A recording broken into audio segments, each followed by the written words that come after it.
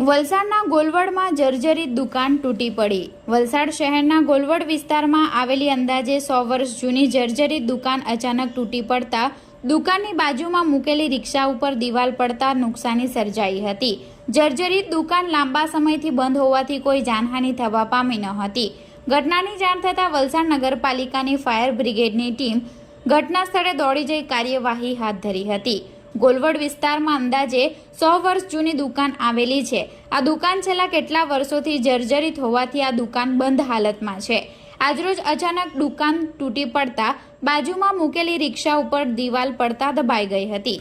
આ ઘટનામાં રિક્ષામાં ભારે નુકસાની સર્જાઈ હતી। દુકાન તૂટી પડવાની ઘટના બનતા આજુબાજુના લોકોમાં ભાગદોડ મચી ગઈ હતી। જર્જરિત દુકાન તૂટી પડવાની ઘટનામાં કોઈ જાનહાનિ થવા પામી ન હતી। ઘટના અંગેની જાણ વલસાડ નગરપાલિકા ફાયર બ્રિગેડની ટીમને થતાં તાત્કાલિક ઘટના સ્થળે દોડી જઈ કાર્યવાહી હાથ ધરવામાં આવી હતી।